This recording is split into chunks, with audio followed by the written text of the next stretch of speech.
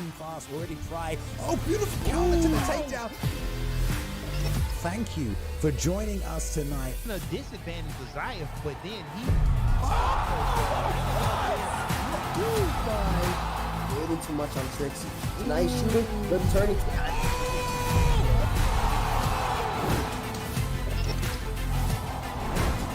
Watching on Twitch, watching on YouTube, watching from around the world tonight. I know the UFC isn't on right now, but guess what? The virtual octagon is here.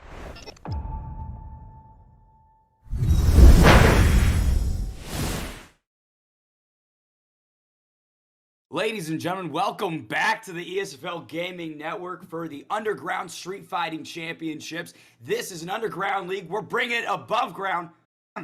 Sorry, put it on the main stage for you today. Joining me as always is Frank. Frank, how are we feeling? Man, we're fired up and ready to go. It's always great to be back. Even better to be back in the booth with Bane. I love to see you here. Now we've got a 6-fight card. There are championships on the line. This league works, a couple things about it. The early idea, it's a backyard and Kumite league inspired and led by Team Sticky Fingers. That's changed, adapted, and evolved. They've integrated a point-based ranking system. Think PFL, think Cage Rage, and 2 separate departments, mixed martial arts and stand and bang. There is also a UGK title, Underground King. That's not tied to any department. That's just sort of floating between. Think the BMF belt for Game Bread. Now going through this card, Frank, we've got Trials War things off. Brian 556, Spartan 98, War. A couple other names. Ungodly War in the main event versus Justine for the mixed martial arts title. What names are popping off the screen for you?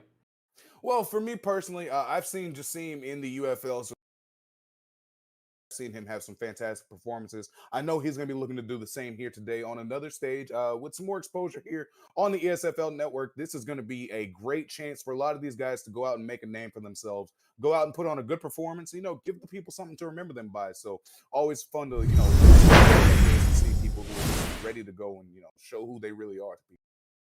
I'm looking forward to some statements made, some spotlight performances. Either way, let's get right into the first fight of the evening. Oh, excuse me. Sorry, heard from the back. We've got a quick video that we want to play for you guys. Just a bit of more background on the USFC. I'll let the boys bring it up right now. With the hype of Ea Sports UFC 4 being released in August of 2020, the MMA gaming community saw an influx of leagues ready to make their marks. The previous success of such leagues like the ESFL, Primetime MMA, UFL and Cage Rage left blueprints for others to follow. In came the Underground Street Fighting Championship. Originally, the idea of the USFC, led by Team Sticky Fingers, was to be a backyard and kumite-only league.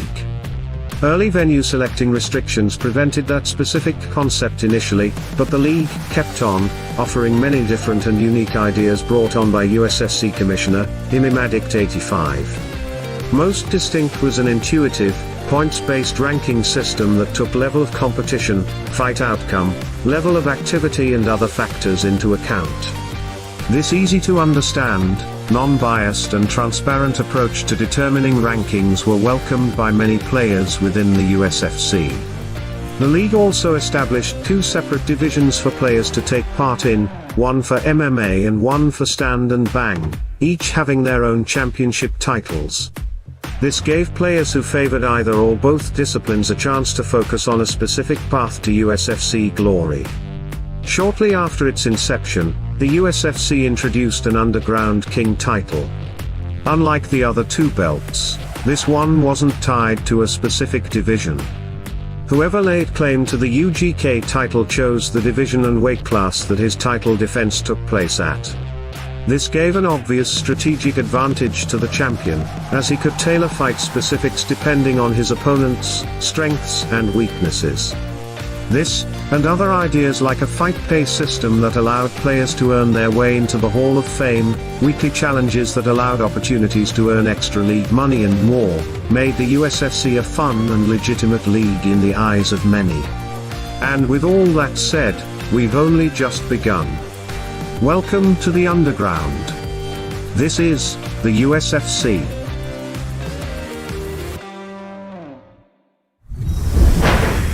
Man, talk about a great video. Personally, I love that one. The effort that they put into it, creating it, man, it's palpable. Frank, I mean, talk about the USFC. It seems like they've got some great assets, some great media. These guys are really putting in the work. Yeah, for sure, definitely. And I love that we're getting a chance to spotlight these guys. Just like you said, they're putting in great work. That was a fantastic video, just the history and how all of this came about. I love the revolutionary ideas, what their fighter pay system and how you can levy that into, more prestige and getting yourself up into the Hall of Fame and parlaying that into different opportunities later on. I enjoy that they have a ranking system and a point system like PFL and like Cage Rage, as you had mentioned earlier. And it's great to see those ideas at play. And again, it's great to see them getting the exposure that they deserve after putting in the work for so long. So happy to have them here and happy to see what fights they bring us here, Bane.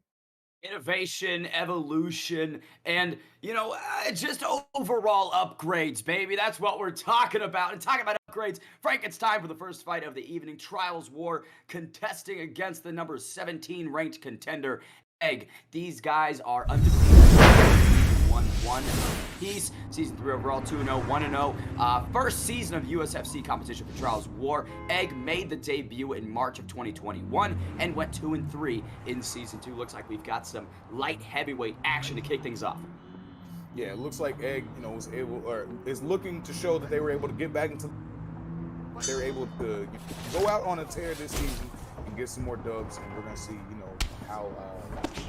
how Trials is able to adjust to being under the bright lights of the show.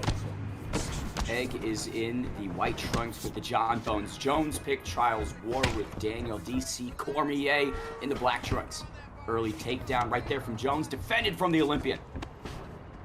He tries to get his own takedown off the counter, but a good job there by Jones to get the takedown defense. And then he finally gets that double leg after serving for a little bit. Now he's on top, trying to work some elbows from side control. Able to get into the sprawl, and he's just going to let this fight back on the feet. Might be a nice early.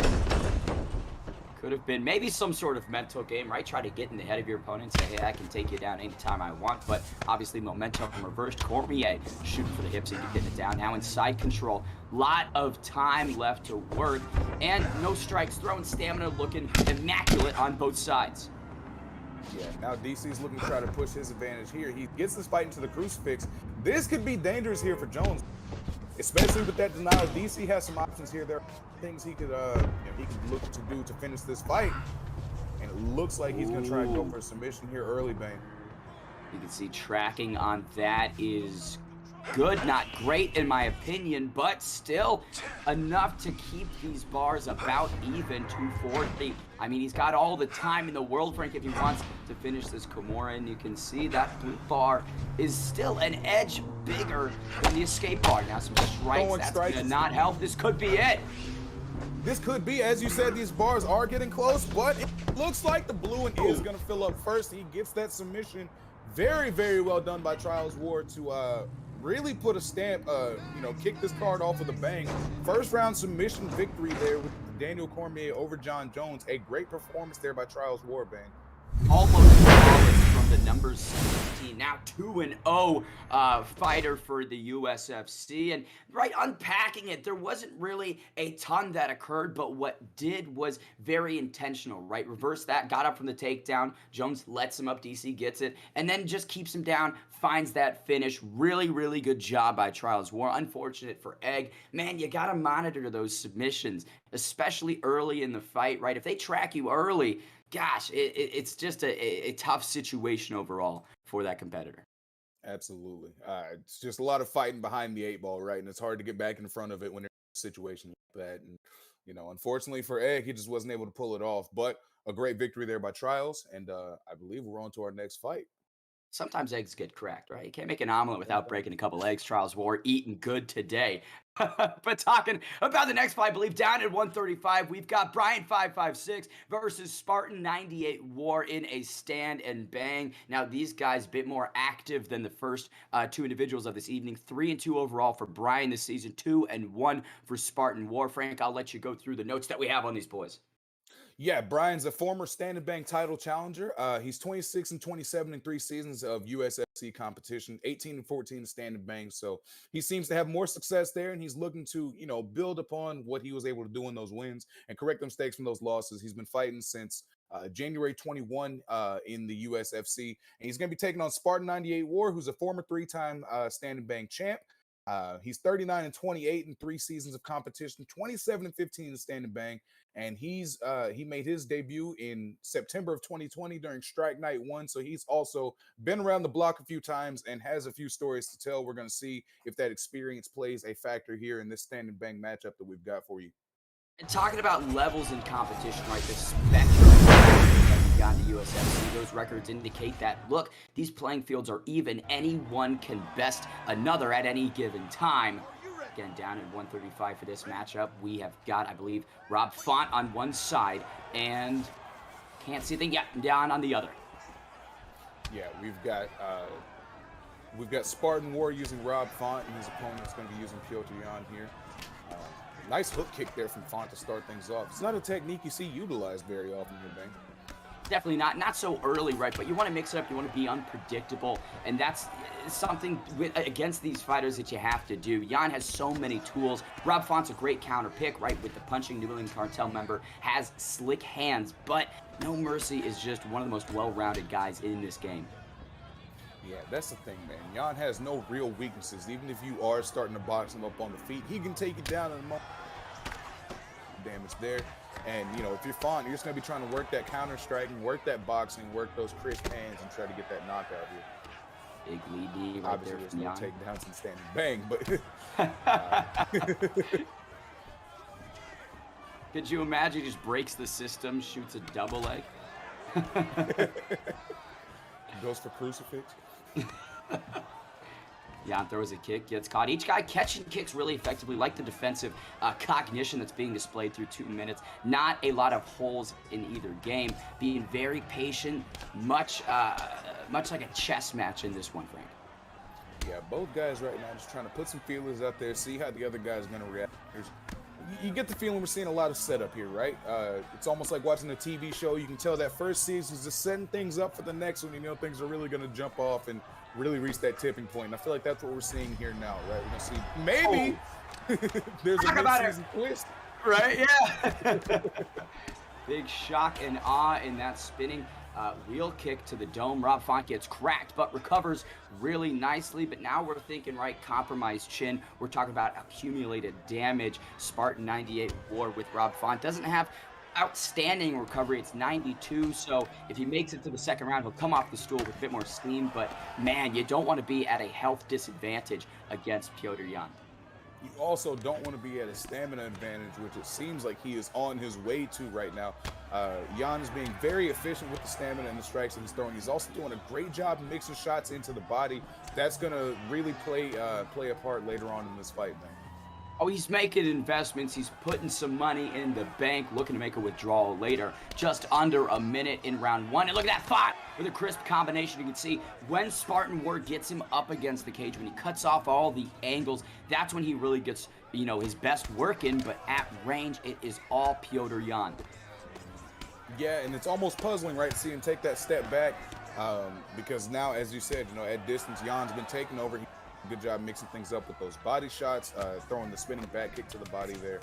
And now Rob's trying to get some of those body shots back. We're going to see if he's able to make a dent in the stamina of Jan going forward here. But I think that's a good round for Jan after one here. But you can see 39 total strikes to No Mercy, 27 for Rob Font. Didn't catch the significant numbers on that one. Saw 19 for Font. Unsure about Jan, but have to agree, right? Seemed that the volume was just more coming from that blue corner. Opening up round two with a crisp calf kick, oblique kick return from Spartan War. Yeah, you see Spartan War there firing off that uppercut. It looked like he was trying to catch Jan digging the body. He's going to have to be a little bit more careful about those because it looks like Spartan has made a bit of an adjustment. We're going to see if, you know, he's going to be able to capitalize on that at a more opportune time. Jab into the spinning back fist, a combination that we see frequently, but you just need to set it up a bit better, right? The opponent's going to be hiding behind that guard, letting the shots off of the forearms. That spinning back fist can be rendered absolutely useless in those situations. And now you can see Piotr Jan touching up the chin of Rob Font. That's low, Frank. Yeah, the head's getting low, but what I am loving here, Bane, I keep commenting on it because it keeps happening. It seems like every time Spartan gets done firing off a combo and he's waiting on that stamina to come back. Oh, he's getting hit in the body is what I was gonna say, and that's opening up these headshots, so he's getting hit with huge rocks like that. And that's the power of Petr Yan, right? A wayward left hand stunning you, seemingly out of nowhere. You have to mind your P's and Q's, dot the T's, and cross the I's, or the other way around potentially. 2 minutes, 45 seconds remain in this second round. Bantamweight action is absolutely delivering once again. Spartan War rocked by Petr Yan. Yeah, he's looking to finish this fight here, Bane. He's got 2.5 minutes, and you don't want to be hurt with 2.5 minutes, and unless you can get some good slips like that. Perhaps he's looking to get a counter shot, but man, that head kick was very close to putting the lights out here, man. Talk about bleed through damage. We talk about when you're compromised, your block is broken. It's better to maybe duck, right? Sway, bob, and weave. Hiding behind it only hurts you more. 1 minute, 50 seconds remain, and you can see gradually Petr Yan is taking this fight by the horns and just running away with it, in my opinion. Yeah, Spartan's doing a good job of surviving right now, but he's gonna have to do more than survive if he wants to win this fight, because right now it's looking like one-way traffic. And now digging to the body is Petr Yan. This is just bad news for Spartan 98 War, right? Going back to the well on that spinning wheel kick, lands again, then mix it up with that ducking roundhouse to the opposite side of the head. I mean, man, no mercy, mixing it up at the Action Avenue. Yeah, definitely. He's giving his opponent everything he wants and then some. He's gonna have to be careful right now, Bane, because I hate to say it, he's kind of getting handled like a UPS package. But if I talk about him getting handled, then by all means, right? The laws of physics mean he's gonna come back with a huge rock within the next 3 seconds. That's the good old commentator curse. And if I talk about him doing well, he's gonna get dropped again. Commentator curse part 2. You keep cursing him, Brain. You're just giving him bad luck. 10 minutes at 135 have transpired. You have to think Petr Yan definitely getting the judges' nod on both of those rounds. Final 5 minutes remain. Spartan 98 War needs a finish. He's shown that he can hurt Petr Yan. He can make the godlike character bleed, but can you finish him? That's the question that War has to answer. Right now, it's looking like Jan's just trying to come out and put the finishing touches on a pretty nice win, but that's why they fight. See, the commentator gives and taketh away. It's just, I mean, back and forth action on both sides. Wow. Neither one of these guys has any quit in them at all, and we're really seeing that on display right now. But that was a very dangerous kick. He almost got countered into next week, Bane. And you could see, right, he was really investing in that combinations, saying to heck with it, don't need the stamina. I'm just going to throw punches and bunches, and almost got countered in a big way right there. 340 remains. This has just been action-packed. It's what you'd expect at Action Avenue, Frank. Absolutely. Definitely living up to the name, right? These guys are really just getting busy here in the middle of the octagon. They have no interest in letting this fight go to decision. Both these guys are willing to go out on their shield. We're just going to see who's going to be able to land that killing blow. Oh, my goodness. Pole counter upon pole counter. That's what you see in these exchanges. But you have to think, right? It is interesting that the success of Petr Yan has been snuffed out so quickly. Spartan 98 War knocks him down. And he just doesn't have enough stamina to go for the finish there. Or perhaps he let him up out of, I don't know, a sign of respect. I wouldn't. Oh! Spartan 98 War on the verge of getting finished right here, right now. Once again goes down. And oh my goodness, every time you think this fight's over, right, something else just goes crazy. Somebody amazing. We're just sitting here on the edge of our seats, Bane. This is a fantastic fight here, and it's the second fight on our card. We're off to a great start.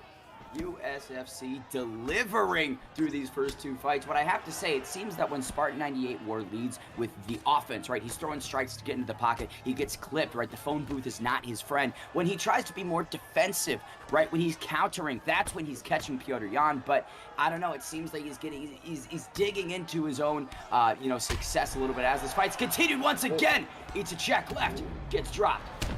And now we're at the point his stamina just might be too much to overcome. As I say that, he eats 2 humongous body shots. And I think that just might be all the doctor wrote. Well, we're going to see here in a second. We still got 45 seconds.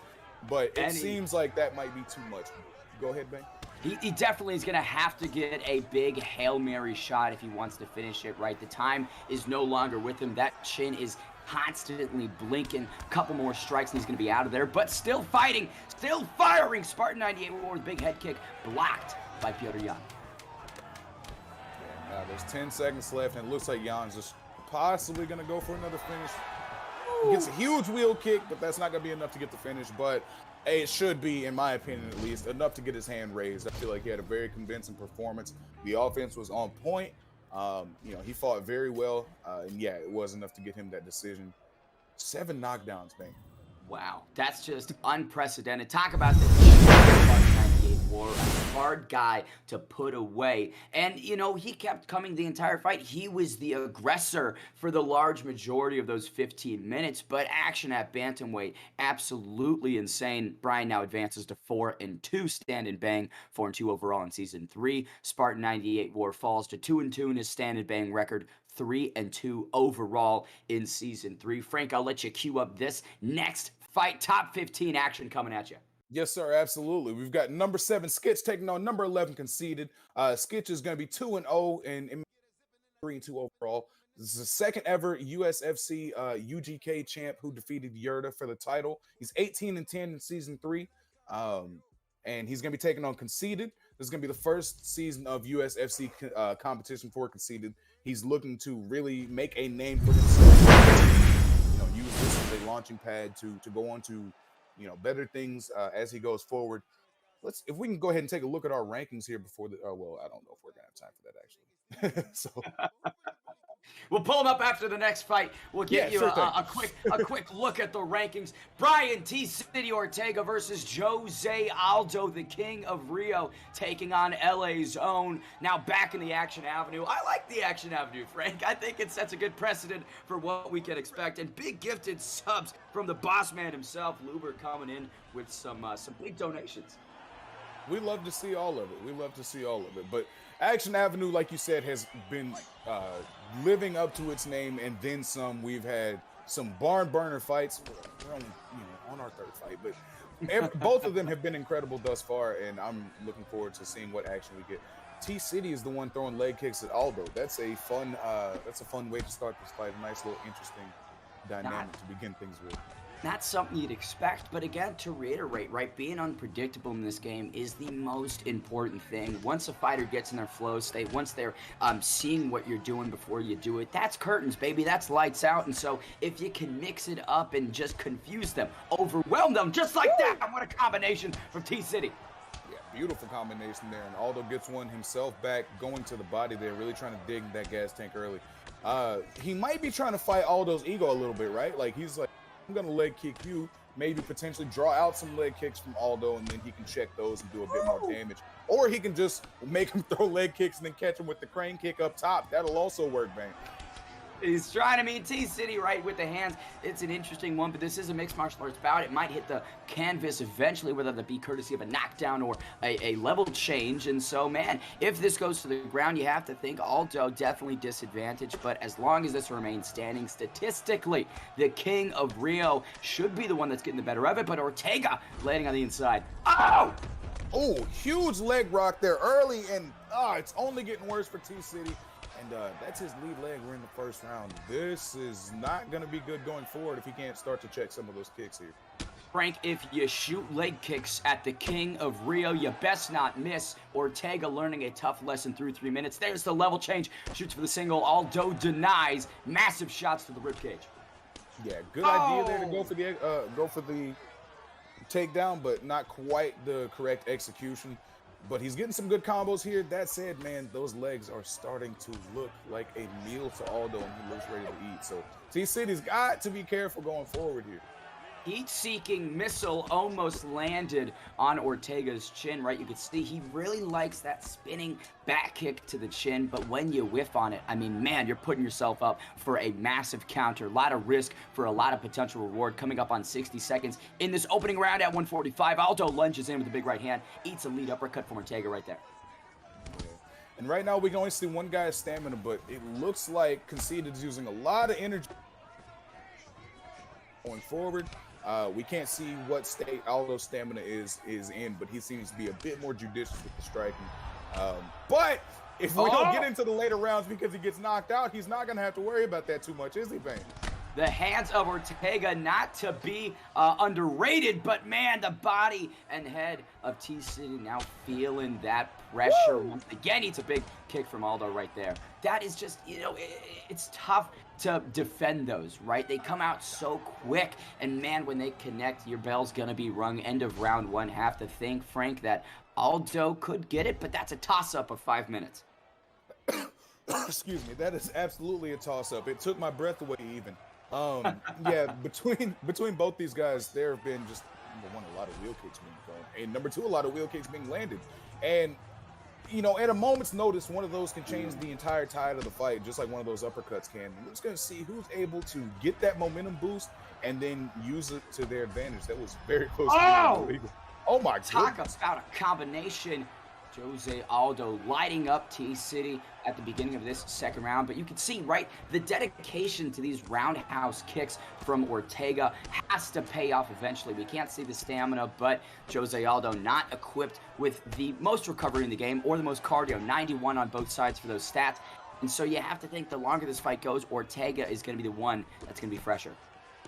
Well, yeah, you would think that. But that said, Aldo is doing a great job. I'm loving how Skitch is mixing in the body work. As I say that, he's going to the body. But he's doing a good job. He knows that he doesn't have the greatest gas tank in the world, right? So a great way to equalize that is to just zap your opponents. But if you miss those wheel kicks and get sidestepped like that, that's not going to be a good look going forward. So he's going to have to be super careful here, but each guy trading knees, will say, right? So many kicks. I'd love to see maybe more work with the hands from T-City. Seems that he's really foregoing those straight shots. I got a bit of a buffer. I'm not sure. Yeah, same.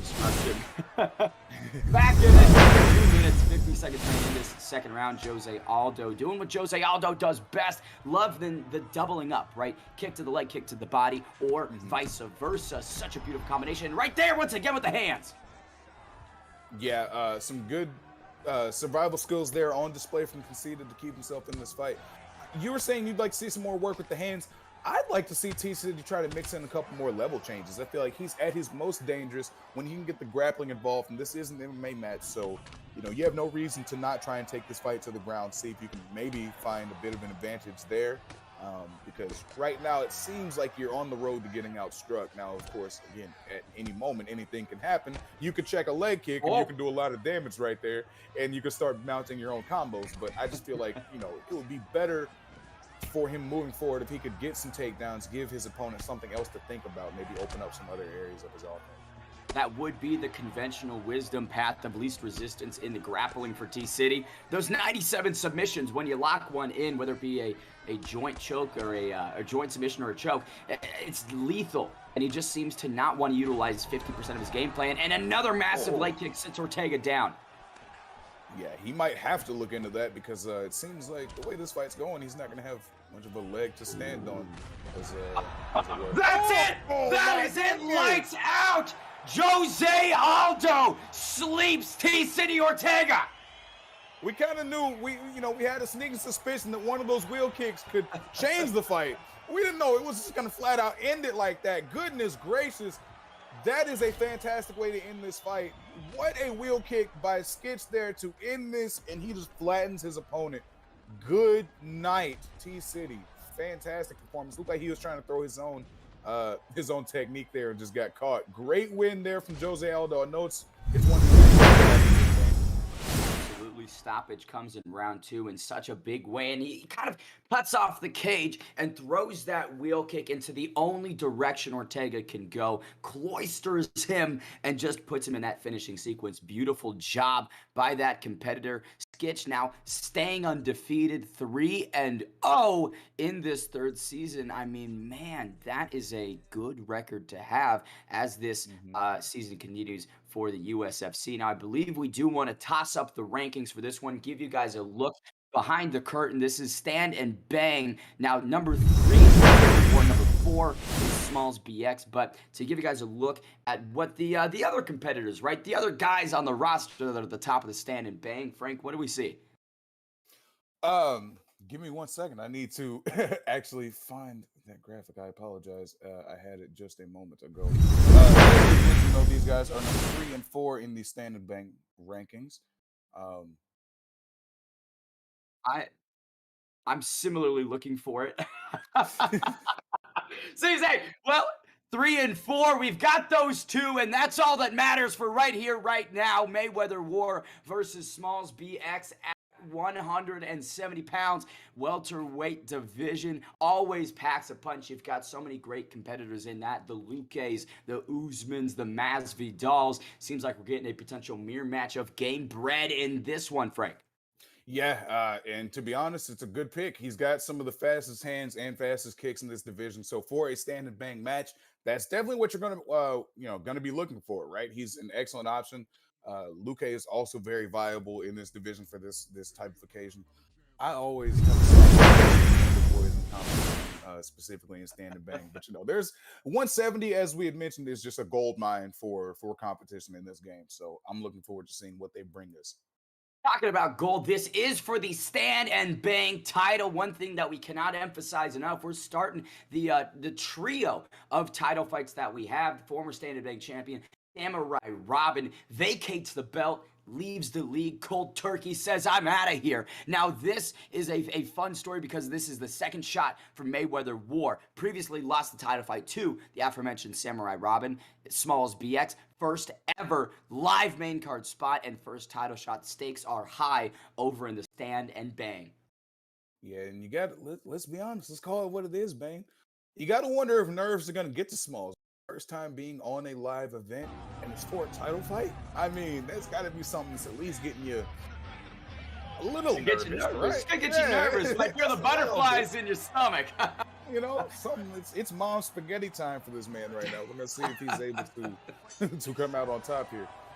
Bright lights of Action Avenue could definitely put too much pressure. 170 Action, Masvidal on both sides. Smalls BX in the white trunks. Mayweather in the black trunks. Exchanging heavy in the pocket. Good leg kicks right there from Smalls BX. Check right hook lands. Yeah, right now both these guys really just looking to get a great start in this fight. Smalls is doing a good job of, well, I was about to say doing a good job of moving his head, but he ate a head kick because of it. You got to be careful with moving your head too much, especially if there's not strikes coming, right? Then your opponent can get a read on what you want to do, and they can throw something preemptively without even having to throw a feint to set it up. If he sees you moving, he can just throw a hook and silence that pretty quickly. Tactical head movement, right? You always have to be wary of it. Overusing that skill could definitely work against you, right? Moving into a strike multiplies the damage, lights out in any exchange right there. Potentially big right hand lands for Mayweather. War Smalls BX being active, right? He's got a lot of volume on his side, but many of these shots bouncing off of the guard of Mayweather. That one, though, did connect on the chin. Yeah, he's got to be careful here, Bang, because it looks like he's just letting the gas tank have any of letting this fight go into the later rounds, but you got to be ready for it just in case it does, because as we had mentioned, using too much head movement, if you get hit in the body while doing that, that's just an easy trip to getting body rocked and then losing your stamina and then just putting yourself at a disadvantage for the rest of the fight. So you got to be careful here, all things in moderation, right? And that could be, oh, Smalls BX stunned, now knocked down. Mayweather War hooks are landing, those checks are cashing. Big push kick right there from Smalls BX, wants to create some distance, likely needs to recover a little bit from that early knockdown. We'll say Smalls BX putting himself at a disadvantage, right? Gamebred Masvidal is orthodox by trade, switch stance 88, and he's fighting out of southpaw. Frank, what do you make of that? Maybe he's just trying to give his opponent a different look, set him up for something differently, maybe left-handed IRL and is just used to using southpaw fighters. It's like, stats be damned, here we are. There's a lot of things that could be going on here. Maybe he wants to, maybe he wants to open up his own body shots, but he hasn't thrown many. So, we'll see. Maybe it's just a comfort thing, right? The game plan is definitely yet to be discovered for that red corner. 60 seconds remain in this opening round. One thing I will say, one thing that I like that he's doing is those constant leg kicks, right? He's not really putting a ton of mustard on it, but he's touching that calf, and you can see some visible bruising, but hands of Mayweather lighten up the chin of Smalls BX. Yeah, he's got to be careful because he's starting to fall into a bit of a rhythm, and that rhythm might breed a bit of predictability on the side of Mayweather. Mayweather pick up on a read on some of these and catch him while he's going for some of those leg kicks. You see the head health and the block health are already in dire straits, and we still got 15 seconds left in the round. Smalls, looks like he's going to need to set some things up so he can, have a big round 2 to try and stay in this fight. Definitely time to go from plan A to plan B for that red corner. Blue corner, though, such good work with the hooks, right? Especially that lead left hook, whether he's starting the combination with it or ending the combination with it. It is more often than not landing on the chin of Smalls BX. Has knocked him down a couple times. Now rocked early in round 2. Oh! Yeah, he was trying to find the head movement back and forth, and Mayweather just waited on the target to stay still, and then just caught him right in the middle. And now he's looking to do more of the same. He's just waiting on those strikes, waiting on the slips, and then just throwing shots into them. And it looks like he's trying to set things up. It's potentially the beginning of the end here. Smalls BX is in a world of trouble. You can see he's trying to fire back, but like you mentioned, the predictability of that head movement is killing him. Mayweather has made the read. He's downloaded the data, and if you're going to call yourself Mayweather, you have to be a sniper. You have to be a precision striker. That's what he's displaying through 6 minutes. Yeah, absolutely. I mean, it's just putting a target on your back if you don't, right? You got to be at least willing to try to emulate that style. And he's doing a great job of it, picking his shots and making them count. Goodness gracious. That was a beautiful combination, ending with that high kick up top. And now you can see he's just looking for a highlight reel finish, it almost seems like, right? He's just kind of waiting so he can do one of those. Right hand absolutely brushes the chin of Masvidal again, the stand and bang champion. Oh, that's it! That is it! Title is captured for Mayweather War. Second shot, he cashes in. Lights out for Smalls DX. Big rear hook ends the night for the first time title challenger. Yeah, and you hate to see your first title shot, but there are, plenty of things to learn from a title shot like that. Of course, it's going to be difficult to back, but whatever you do, you're going to pick up a lot of bits of valuable information and, be able to go back to the drawing board and get yourself to another title shot. But for Mayweather War, what a way to seal your first title. I mean, you come in and you look almost unhittable, right? Like you're able to just get yourself into that rhythm, into that flow state that we always talk about, that fighters love to get themselves into. And it just seems like, once you get there, you can do no wrong. And it feels like that's what Mayweather showed us in that fight there. And part of what he did, right, as that fight continued, you could see that the technique of Smalls BX sort of fade away. He became a big power puncher, winging overhands, trying to, he needed the finish. He felt like he needed to finish. He didn't think that he could go the entire distance. Potentially, he was taking too many shots. Bite down on the mouthpiece, just wants to throw. That's a big compliment to Mayweather War. If you can mentally just break your opponent to the point where they say, I'm just going to wing massive shots, hoping that one of them lands. Definitely good for him. 4-1 in stand and bang this season. Now 5-3 overall. The title runs through Mayweather War, number 3 contender, wrapping that belt around the waist. Love to see it, but Frank, we've still got 2 title fights left to get through. That's right. One of those is going to be the USFC exclusive Underground King Championship. As we had mentioned earlier, it's kind of like a BMF belt, right? The champion, whoever holds that, they get to decide what rule set and what weight class they want. And we actually heard earlier in the broadcast today, the champion Lewis has decided this fight will be MMA rules at 170 pounds in the welterweight division. So we're going to see, what he's got in store for JC Gamer, because if that's what he chose, I'm curious to see if he wants to, implement maybe a grappling approach. Does he? Well, there's options here, Bane.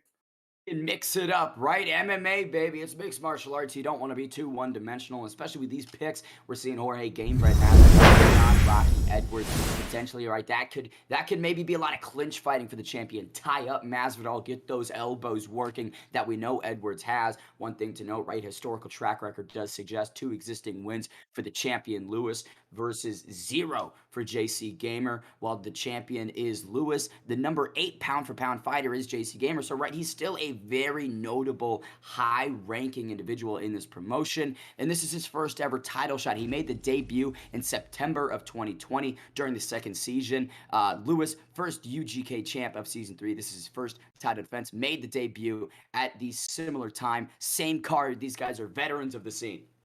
Yeah, it's great to see these guys who have been around since essentially the beginning, put in that work and get to a position where, now they're able to have this great showcase, this great spotlight on this UGK championship. And both these guys are going to look to put their best foot forward so they can walk out of here with that belt, man. And if you want to put your best foot forward and join the league, all you have to do is type USFC into the chat. You'll pull up their Discord, hop in. All are welcome. We'll say it is a PS only league. So if you are a Microsoft individual, I've got some bad news for you. But we're back in Action Avenue at 170. Jorge Gamebred Masvidal taking on Leon Rocky Edwards to decide the underground king of the USFC. That's right. We've got Masvidal in the white trunks, Edwards in the black. They touch gloves. We are underway, Bane. Let's see who's looking to become the real underground king. Southpaw for Edwards, orthodox for Gamebred. Big rear hook connects on the temple of Edwards as he's trying to move, right? That's something we saw in the last fight. Moving into shots, moving out of them. You gotta mind your chin inside the phone booth. Yeah, I never like to throw head movement too early because, you don't have any reads yet. You don't know what you're trying to, so you end up doing damage good, but hey, these guys are probably better than I am anyway, so, if it works for you, do it. Frank, you're my underground king. I'll give you that title. Big shots connect. Phone booth fighting is what we're seeing through the first several minutes. Masvidal throwing that rear roundhouse. Level change right there for Edwards. Maybe thought about the takedown. Now throwing the uppercut and the hooks on the inside. Yeah, I honestly wish he would have kept going with that, right? Just give him something else to think about. Add a new dimension to the fight. That way, whenever you're back on the feet, he's gonna have to worry about the takedowns more. That can open up maybe a head kick. And now see, it's just an extra layer of strategy, something else to think about. Get those denials. But a great denial there by Jorge Masvidal. Gamebred turns the tables, steals that momentum, and now lets Edwards back to his feet. Yeah, he's like, no. Let's just go ahead and do this on the feet. It's like, I like punching you. I like kicking you in the ribs. I don't want to. Yeah. We had a good thing going. Why don't we go back to that? 2 minutes and 20 seconds remain, and still, right, each guy trying to make those reads, a lot of the same combinations coming from JC Gamer, that 1-2 into the roundhouse, push kicks, jabs. He's definitely not entirely comfortable, but I would say doing a much better job than Rocky Edwards. You can see that he's just sort of plodding forward, waiting to see, maybe trying to counter, but not being too active, Frank. Yeah, and that can be a bit dangerous because, walking into range with that block held high is well and good, but you're just taking shots on that block, and that's just going to end up being a disadvantage later on in the fight. I love this move, again, to just take the fight to the ground, slow things down. You're not going to be taking shots to the block from down here, so why not try and mix things up a little bit, maybe get in the top now, do some of your own damage, destroy his block zone, right? This Rocky Edwards making him pay, but busts out the stamina, and Masvidal escapes. 60 seconds reign in this opening round. First of 5 potentially, right? Title fight, we've got 25 minutes ahead of us. Maybe the competitors are kind of trying to save their stamina, manage their cardio a little bit due to the fact that, look, this isn't a 15-minute contest. This is a full 5-minute one. Yeah, but to that end, JC's starting to make a couple of mistakes that might end up costing his gas tank a little bit. Got some big denials there by Edwards, but he doesn't seem to be in too much danger, able to get back to his feet. And, able to mitigate most of that danger. Tries to get a big head kick there at the end of the round, but he's going to survive to go on to round 2 and maybe look to build his own momentum. But that was a good round there from both guys, but I feel like, I'm sorry, I'm blanking on his name, but I feel like Edwards had the better round in that first round. Completely agree. I think Lewis, the champ, is going to get that 10-9 in my opinion. The control time, the strikes on the ground. I mean, that posture up was very significant. We talk about that's kind of the leading factor for judging in this game. Can't think of anything more significant in the first 5 minutes than that sequence right there. Yeah, if you're Lewis, you're looking to capitalize on that. If you're Masvidal, if you're JC Gamer, you're just trying to stay back on the feet and not let him get in. But it seems like Lewis might have found a chink in the armor, as it were, of JC Gamer. He's having a difficult time defending these takedowns, so why not keep attacking him? Absolutely right. That is the wisdom of a champion. That's why he's a champion. Is he fights smart, he fights intelligent, understands, hey, I've got an advantage in this realm. A, I'm not going to get punched in it, and B, I'm going to be able to deliver some strikes. Why not exploit it? 3 minutes, 30 seconds remain, and that is a lot of time left on the clock. If you are JC Gamer, you have to have some urgency to pop back to the feet. Yeah, and a great job by Edwards to use those sweeps to get himself into a better position. Now he's in side control, can get some more denials here, do a bit more damage, and you know, great get up there by JC Gamer. I was literally about to say he's not in any danger here, but he changes that narrative pretty quickly, Bane. And throws a massive spinning kick right when he pops back up to his feet. You can see he's looking to land damage, Frank. He wants to make an impact on the champion. Yeah, he wants to make his time on the feet count. He wants to do too much damage. He wants to do enough damage to the point where he can't take this fight to the ground anymore because he's going to have to worry about getting caught. Ooh, big shot to the liver right there. You can see that patented combination from the challenger, the 1-2 body kick, something that Edwards does not like. Yeah, but he's doing a great job. Seems like every time JC Gamer's getting his momentum on the feet, he just gets taken back to the ground. And then Edwards is able to get one of these big posture up situations and do a lot of significant damage here, Bane. Terrible spot for Masvidal, flattened out. You've got the champion raining down strikes. This is awful for him. Gamebred eating all of this on the temple. You know, he's wearing it pretty well. We don't know what the health stats are, but man, talk about taking some damage in round 2.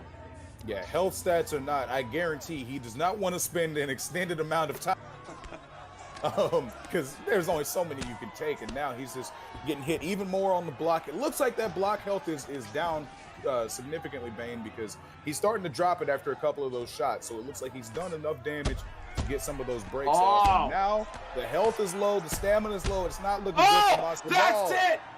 Wow, the champion steamrolls the challenger. Lewis making his name made. The Underground King retains against the number 8 pound-for-pound fighter. Yes, the throne remains in the same possession. But good job there by Lewis, man.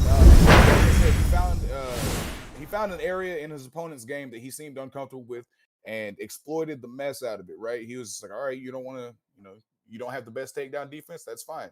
You're going to spend this fight on your back.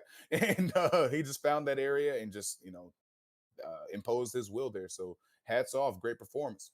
An urgency to find the finish, right? You talk about positional wrestling. A lot of guys maybe will hold him down in full mount, not posture up to do damage, more so posture up to just retain that spot and that dominance and maybe just get the control time as high as it can and ride out to a decision. But the champion looks for the stoppage, finds it in round 2. That was a domination overall. And man, that was a great appetizer to the entree of the main event of the evening. We've got the mixed martial arts title on the line.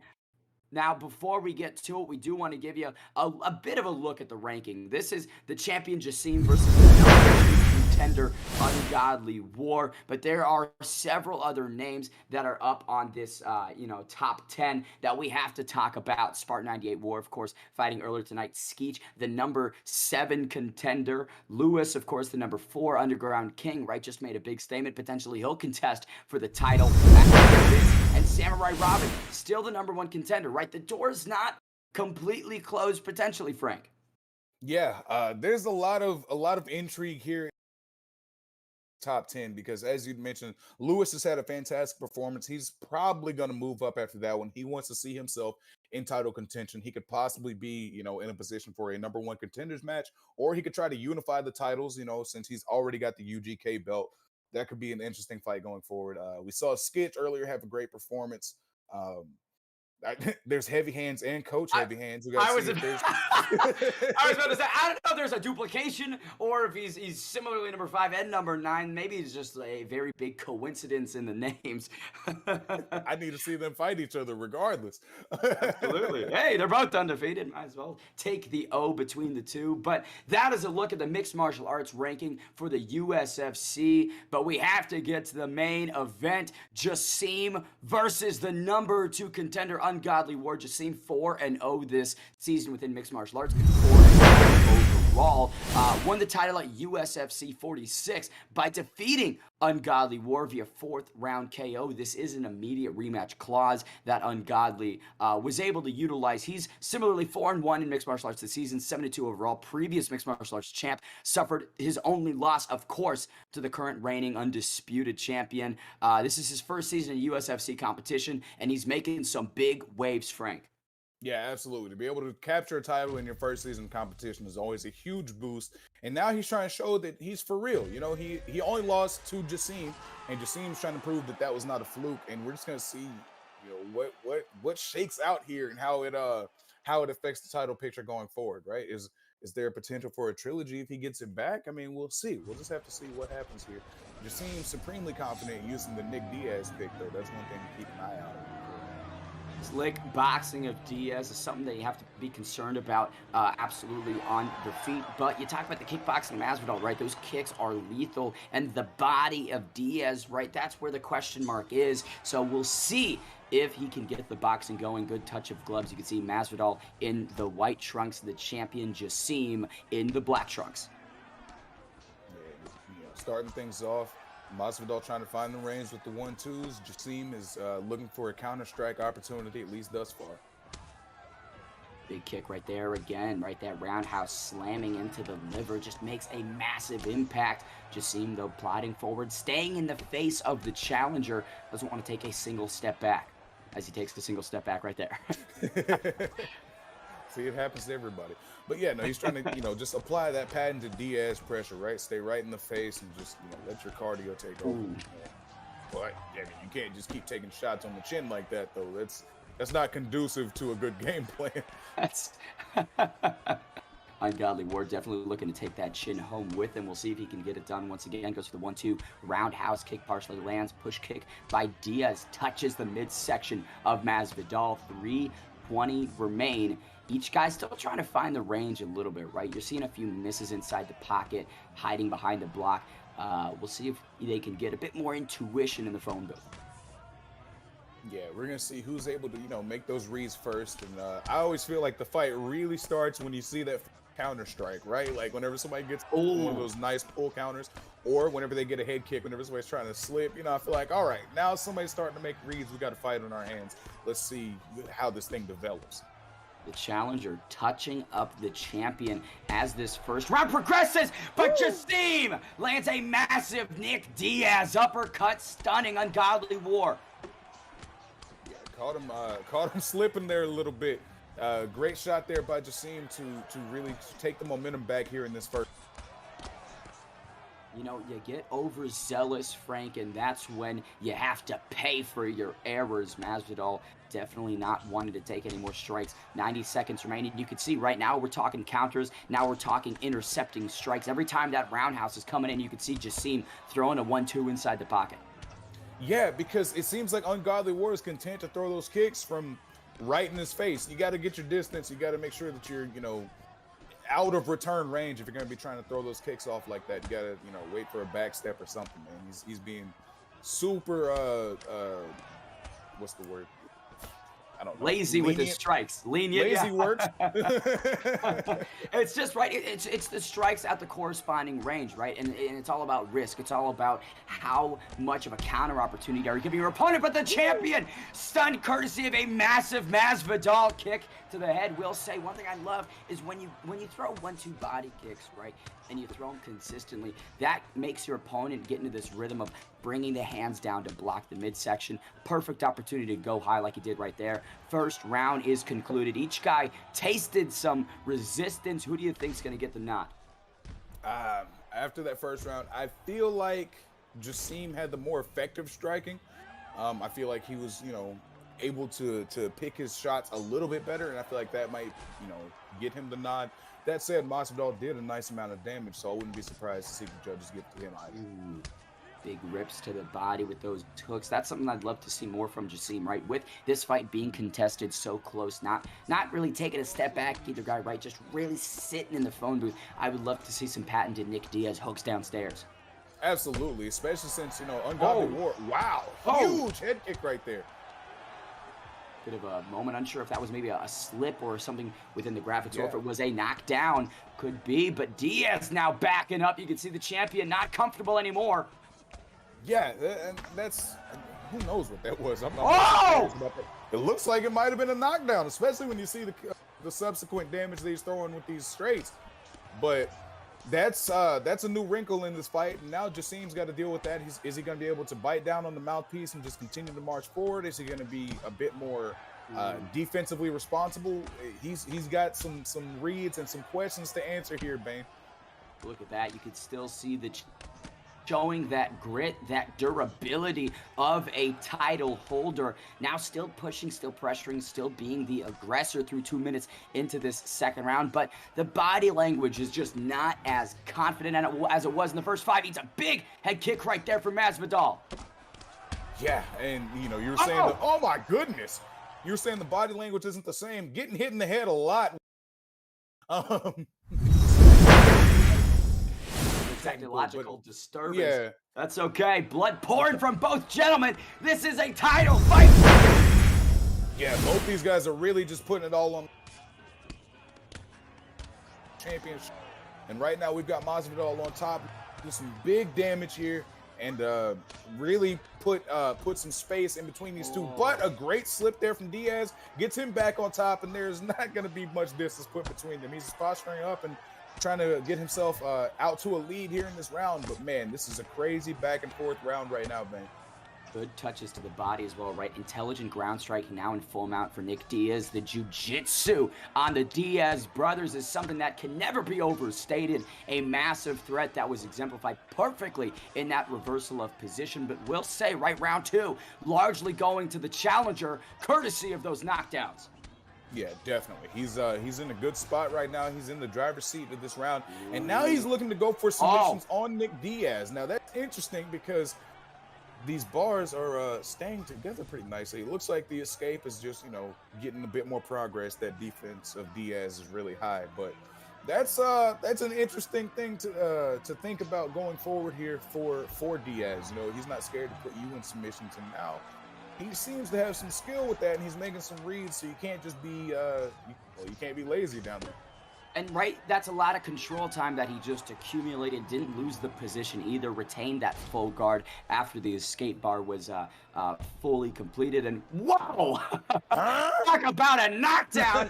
Jeez, we gotta test him for some EPO after this, because that seemed a bit extraordinary, Frank. Round 3 of 5, potentially one apiece. In my opinion, can Justine rally back after a big round 2 for the challenger? We shall see. This third round, I feel like, is one of the most important rounds. Oh, my goodness. Because right now, it looks like Masvidal is trying to pour on that pressure. Diaz has no stamina, and it looks like that chin is on its way out the door as well. He is going to be super careful here. Huge elbow. Now he's just looking to finish here, Bane. Ungodly War wants that title back. Is he going to get it? Revenge tastes sweet when served inside an octagon. Ungodly War looking to wrap the gold back around his waist. Justine trying to rally, trying to work those straight shots. Big knockdown for the champion. Knockdown. Huge knockdown from Justine, and now he's looking to, you know, take momentum all the way back. This is an incredible back and forth fight right now, Bane. Is he going to get the finish? Not quite. Ungodly War somehow surviving onslaught from Diaz early in round 3. These guys so close to being finished. I can smell it. It's going to be coming soon, Frank. Can't imagine that we're going to go through the rest of this round without this fight being stopped. I mean, these guys are just throwing haymakers. Yeah, can you smell which direction it's going to go? Because at the moment, that's the only question. We know that this fight pretty much is going to end this round. It's just who's going to finish it. Now that I've said that, we're going to go all 5, and it's going to go to a decision. But until further notice, these guys are trying to finish this fight right now. Knockdown for the champion. This could be bad for Ungodly War. The block isn't there. That's it.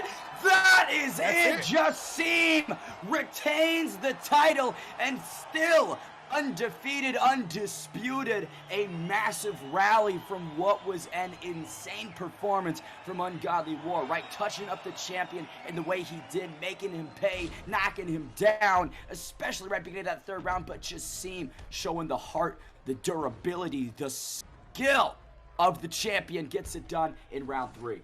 Absolutely. That's a performance you can happily look back on and say, yeah, I earned that. I am the champion after that. I mean, he faced all of the adversity, still able to maintain that grit and that fighting mentality and just keep marching forward until he was able to find the shots that he needed to get that victory and get that title wrapped back around his waist. I know that Justine is thrilled about that. Congratulations to her. Talk about composure too, right? Sort of weathering the storm, going into deep waters with a competitor like Ungodly War. Mentally, right, that could shake you, but you never really saw Justine get too stirred up or shaken. We'll say that finishing sequence, you can see he gets the knockdown, takes a small step back. If you blink, you miss it. But right, he was avoiding that up kick. He knew that that's likely what Ungodly War was going to camp after that big knockdown, step back, and then jump right in, got the finish. A masterful performance and capitalizing on that opportunity. But I will say, man, 6 fights through, 6 entertaining bouts. USFC, talk about a promotion, Frank.